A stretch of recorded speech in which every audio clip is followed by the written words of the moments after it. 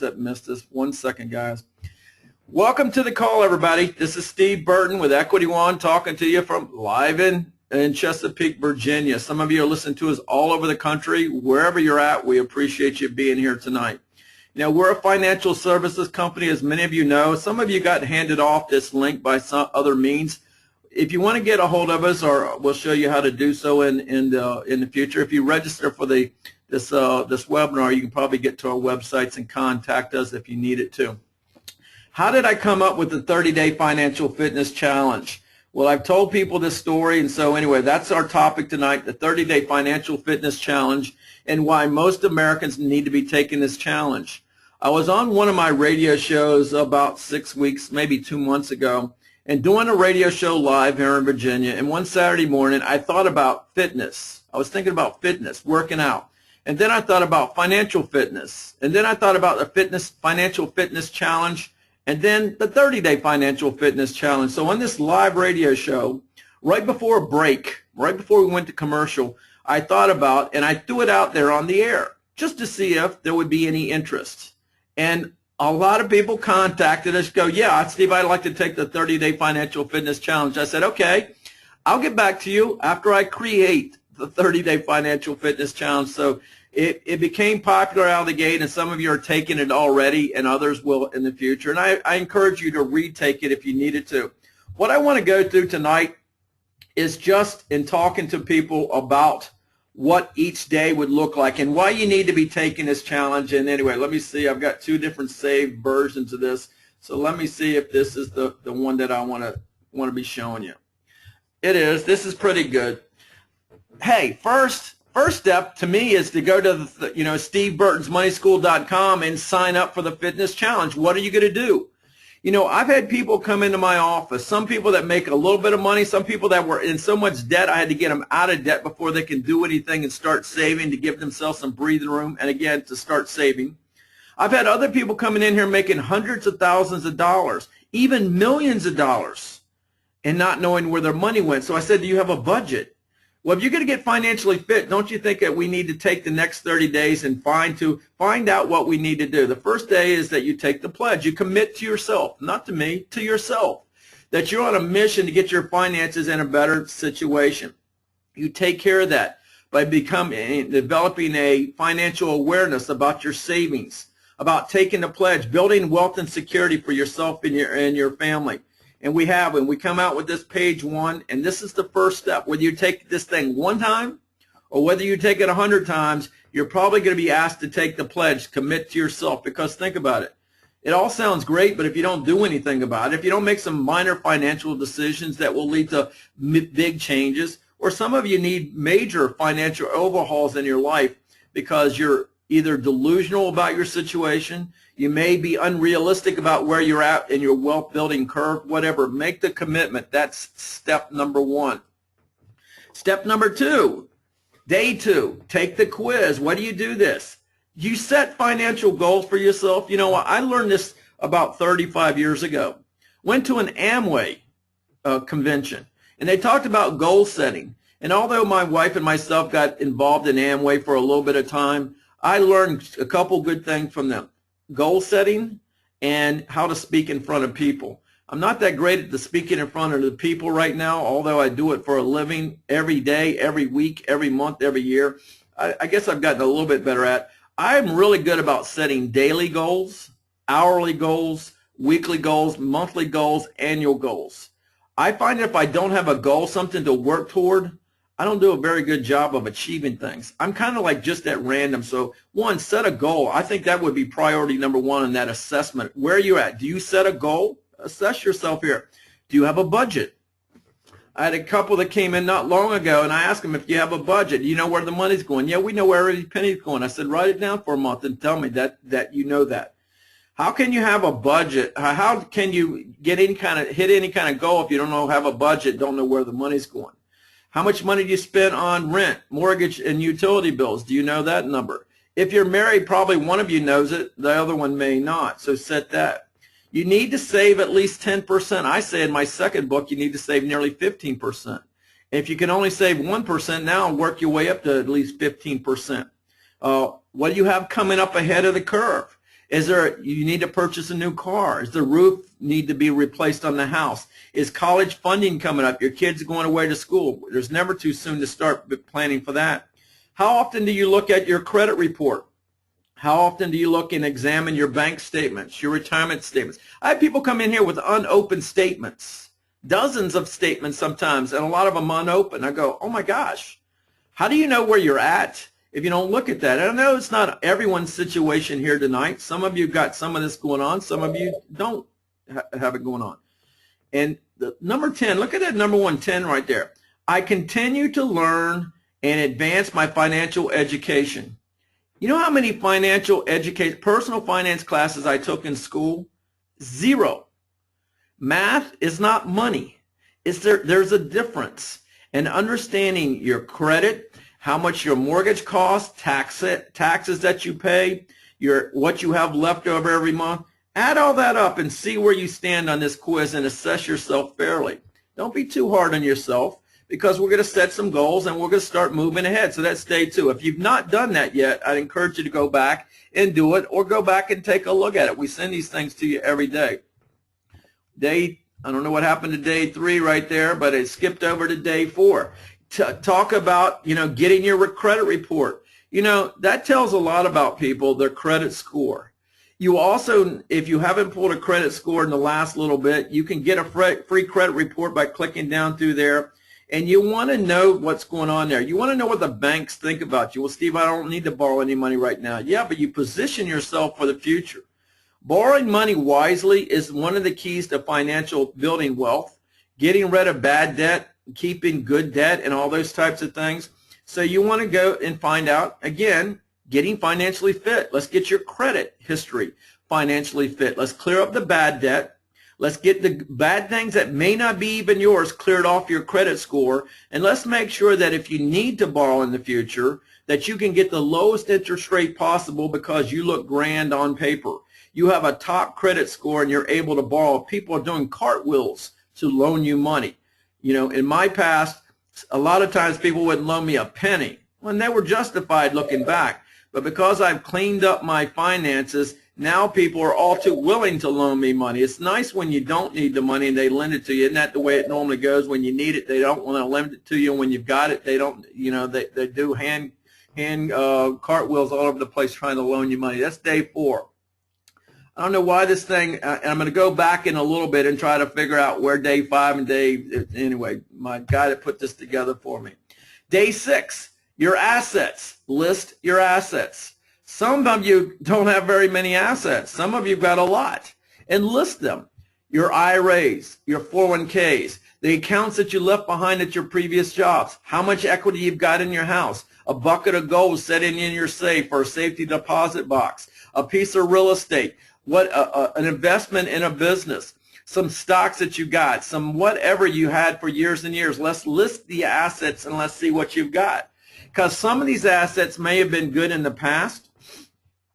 They may not be great now. Looking at your assets right here, I had a client in not long ago and they had a lot of money in cash. It's an asset, but it's right now it's barely going anywhere. It's earning point nothing. So if you got all of your assets tied up in things that are at risk or things that aren't growing, we've got to tweak that out. We need to make that change. Take out your liabilities. You take your assets minus your liabilities, and let's see what we come up with right there. We're going to talk about that. But fill out, this is also the stage where it sees right there, it says confidential client profile. If you want some personal coaching, click on that page 6, that day 6 right there, and fill out. We will email you this profile where you can fill in the content online. It's a Word document. You can fill that out. Send it back to me, and now in a future days or so, we'll do a personal coaching call. During the 30 days, we want to take some time and take a look at you and coach you along. Hey, what have you done in the last 6 days, the last 10 days, the last 12 days? What have you done there to make your situation better? I see that you've got this going on. I see that you've got that going on. So if you want that personal attention, privacy laws, I can't share that with other people. That's for my eyes. It's here in the office for my eyes. If you ask me for it back, I can send it back to you, throw it in my shredded box. By law, I can't share it with anyone. That stays here with me. So it's between me and you. It can't go anywhere else. But I would encourage you, list your assets, your income. I will also say that if you're closer to retirement, make sure you go to ssa.gov, like I was just telling a 63-year-old and a 61-year-old couple that was just here just shortly ago in my office. They didn't have their Social Security numbers. And I pulled up ssa.gov, and I said, as part of your financial fitness challenge, I need to know those numbers. I would say that if you're at age in your late 50s, early 60s, you need to get a running account and give us your Social Security benefits at age 62, age 66, and 70. If you're married, make sure we get them for both spouses. If you're divorced and not remarried, see if you could give me some information about your ex, because there's some claiming strategies that goes on there. But day six, fill out that profile and get it back to us. Client, right here's the continuation of that. List your income. First one's list your assets, now your retirement and your liabilities. Now you're collecting data. You're not rushed to send it all through there. So as we put it together here, take a day, list your assets, minus out your liabilities. We'll talk about that a little bit, and I know we're coming up on some other slides where we'll talk about the liabilities. What's a liability? Anything you owe somebody else. And you go, well, Steve, I don't owe any debt. I said this to a client earlier today. I said, well, you got $400,000 in an IRA. Try taking all that IRA out and seeing how much the government lets you keep. The taxes are a debt. So that's a risk. My point to him is that he really didn't have $400,000 in that IRA. Because Uncle Sam is going to want something from him. 20%, 25%, 30%. So his 400 grand is probably more worth like 275 or 300,000. The problem with that kind of debt and that kind of liability is it's an increasing debt. It's a moving target, meaning we don't know what the tax rates will be in the future, so we have to factor that in. So day 7, complete and fill out that profile. Again, get it back to us. If you've got rental properties, list them individually. On mortgages, I will tell you, on the debts, starting balances, remaining balance, monthly payment, and interest rates. On mortgages, make sure you list the current value of the real estate. Make sure you list the mortgage, if it's a 30 or 15-year mortgage, the start date, the interest rate, your principal and interest payment, and you can list your escrows at insurance and taxes separate from that. If you have more than one piece of real estate, then list that as well. Even if you have to fill out 2 of these or 3 of these or 5 of these, get them back to us. If you're a business owner, make sure you include some details about your business, because you have even more opportunities right there than the typical person. Day 8. Goal setting. What are your top 10 financial goals? We're trying to make this as simple as possible for people. We're taking it steps. And in a hectic world where people are running what seems, I love it when people come in and they're retired and they go, Steve, we're so busy. I'm going, you're retired. People find a way to occupy their times most of the time. And my point to you is that we're trying to lay out a step-by-step, easy as you go, not too overwhelming and all at one chunk, but in 30 days' time, putting you on a mission to get a fair assessment of where you're at, start getting rid of the bad things, start improving the good things, and giving you some things to go by, and then repeat, and then do it again next month, and do it next. Pretty soon, this stuff becomes second nature to you as you're going through there. Put a strategy on what your goals are. I like what we've got down through here. G stands for, get a goal. Outline the plan. We need to have a plan of action. We need to have action. Act. You need to act on a plan. My goals and dream, sometimes I hit my goals, sometimes I fall short of them, but I'm constantly setting new goals. Where are you at in that progress? I'm always mindful of where I'm at. I'm always setting new goals. I always come up a little bit short on a lot of things, but that just forces me to stretch a little bit more. It gives me something to be competitive about and move on.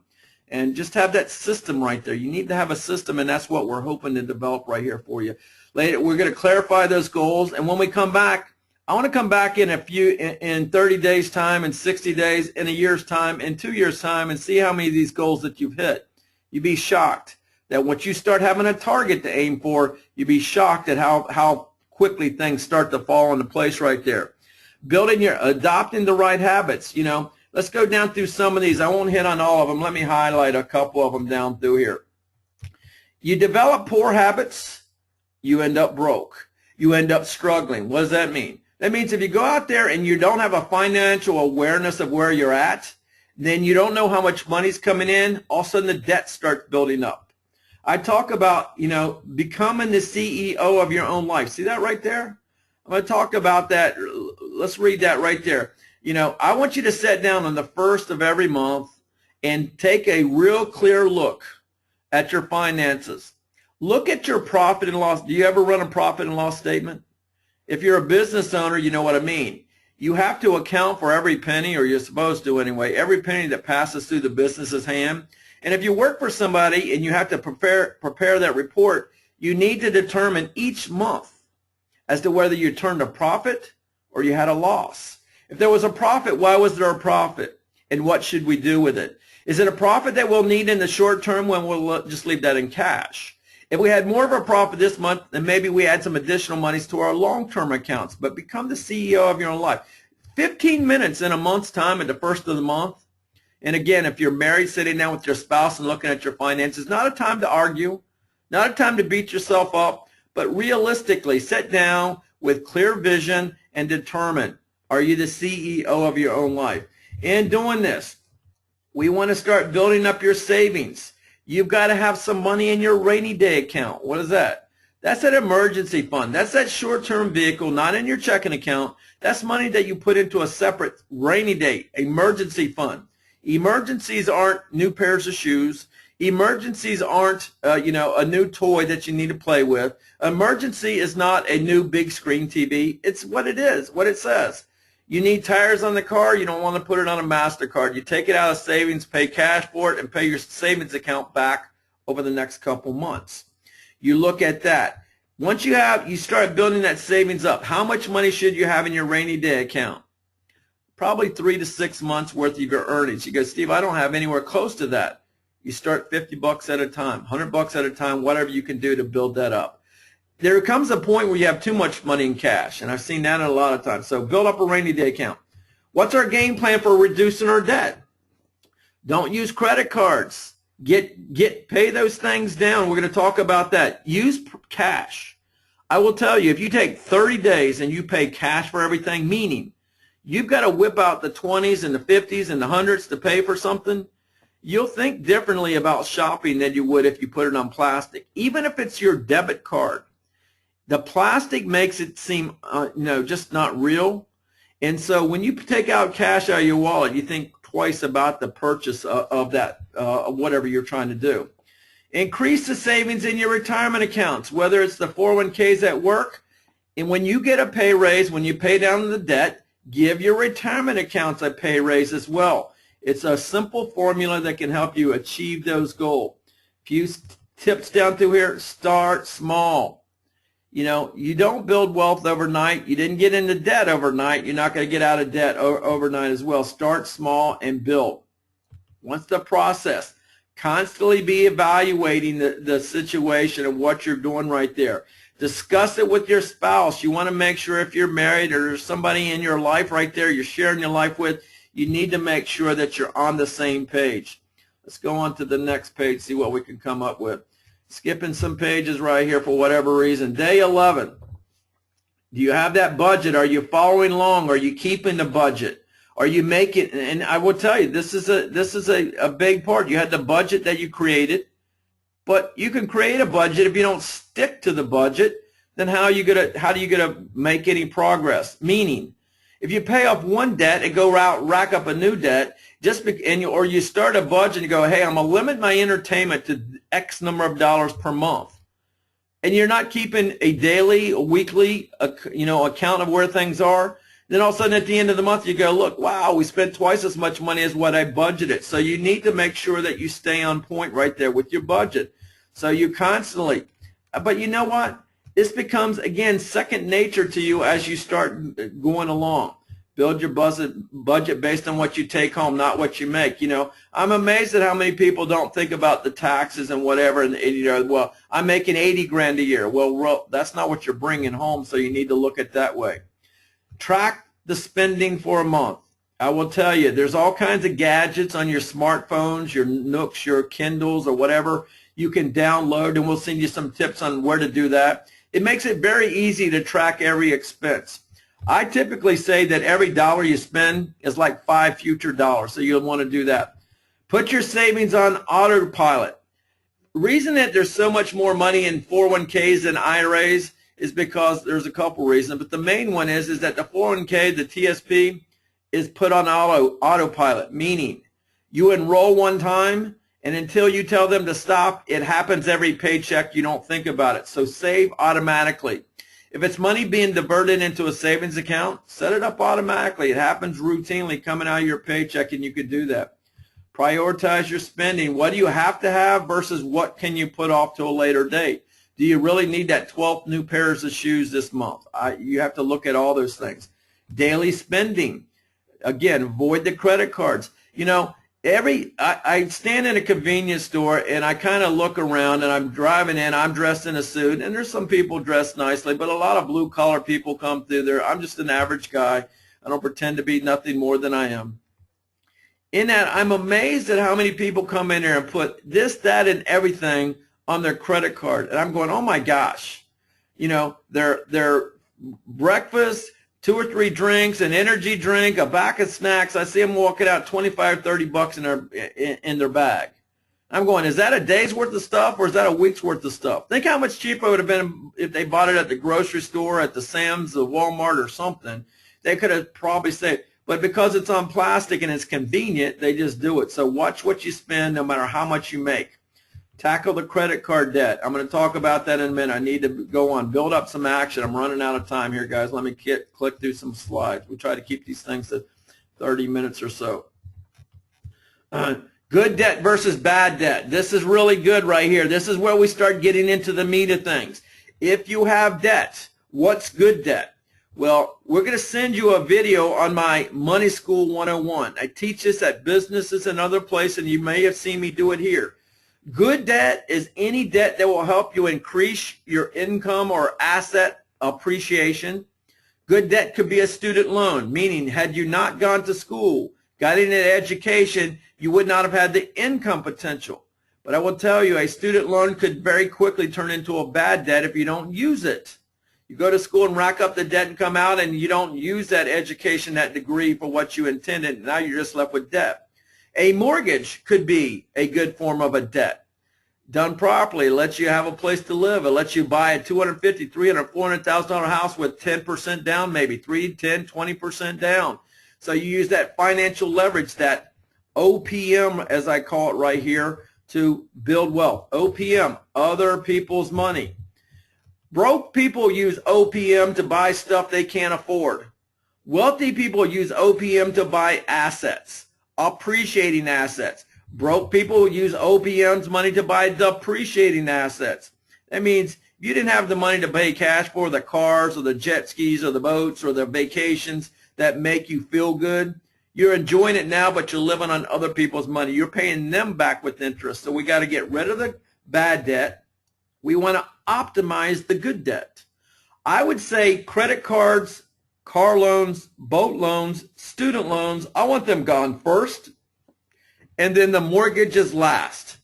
The mortgage, you'll end up paying more interest than any other account that you've ever had normally, but I want that gone last because it's stretched out over a longer period of time. Plus, you get a tax break for that. Plus, it's not too bad. The interest rates are pretty low right now. Old school. If you're going to go old school debt elimination, make the minimum payments on everything you've got. The credit card, remember we're talking credit cards, car loans, student loans, boat loans, those things here. Make the minimum payments on everything, regardless of the interest rates, and gang up on the lowest balance one. You want to take and make interest, all the extra payments on low one. I don't care what the interest rate is on the other one. Lowest balance one first. That does a couple things for you. One, It gives you a sense of accomplishment when you pay off one, regardless of the interest rate. Honey, we just paid off that $2,500 credit card that's been, let's close it all out and go on to the next one. Then you take and you gang up on the next lowest balance one. This works. Dave Ramsey calls it the snowball effect. I call it steamrolling. People, he didn't invent it. It's just been around. Old school debt reduction works. Get focused and get after it. New school is our Wealth Accelerator. It combines your checking account with a small line of credit to create a powerful strategy where you use nothing money from the bank to pay off these credit cards in days and weeks instead of months and years. Even to the point where you can pay off, I've seen people pay off their houses in 6 to 12 years, one lady as quickly as 4 years. If you want to know more about the Wealth Accelerator, go to that website right there. That's one of mine, and watch the videos on the Wealth Accelerator. That's a very powerful program. So let's get after the debt. Let's march on to the next page. Again, running out of time here. Actually, I'm running over here a couple minutes. Let's skip through a couple things. That Day 13, mastering your mortgage. You're going to learn about mastering your mortgage. What does that mean? Some of you should never pay off your house. Why? Because the interest rate is low and you have income and you have big 401k, so you're going to need that interest right up on your mortgage to offset distributions from the 401k money distributions. When it comes out in retirement, it goes in your pocket. That's some of you. Some of you go, I don't care about that, Steve. I just want to pay the house off. But I will tell you, if you get wealth accumulation out of order, meaning bad debt goes away first, build wealth second, have a strategy. I call it creating a glide path for the mortgage. So if you have a 30-year mortgage and you want to retire in 8 years, let's develop an 8-year mortgage. If you want to be debt-free, truly debt-free, including the mortgage, let's take your 30-year mortgage and we'll develop an 8-year strategy. If it's a 12-year, it's a 4-year. Now, if you don't have the resources and it won't work, I'm going to tell you that. But that Wealth Accelerator will greatly shift the advantage from the banks to you. You need to learn about that Wealth Accelerator, and don't forget how to go to that. There's a link to it, but also you can go to cashflowmoneywave.com. Cut your discretionary spending. Christmas is coming up. We're all tempted. I'm tempted to go out, and I like giving. I like giving to people around me. I do that, but in the past I used to do it and I had to borrow it on credit cards and I would pay back those Christmas presents. I joke sometimes. I had one guy come in and I could swear that in 2009 he still had Christmas presents from 2001 embedded in his MasterCard. And some of you got it rolled into your mortgage, and so you'll pay it off in 2040. So cut your discretionary spending. Watch what you're spending. Respect your money. Respecting your money is knowing where every dollar goes. Do you think before you lay that $2 down for that drink at the convenience store? Do you think about you spending $10, $25, $30, $50, $100 on that purchase? Because Steve, it's only $25. $2,500 a year is spent on coffee and lunch, times 20 years, 25 years, times if you had bought half of that much and put the rest of it away for the future, how much more money? Most of you'd have another $250,000 saved if you just watch what you do and spend a little bit. So look at your discretionary spending, and all these types of different things. That rainy day fund, we're just trying to keep you moving forward, taking another step. Are you building it up? Have you looked for a better rate of return on it? What are your accounts earning? There's all kinds of things out there, guys. I'm going to leave it by because we're not going to unveil the rest of the steps. I think we're in day 12 or day 13 of this deal. There's so many things that you can do. You get started. You start building habits. You start getting educated about your money, and you'll be shocked at every day. It gets a little bit better.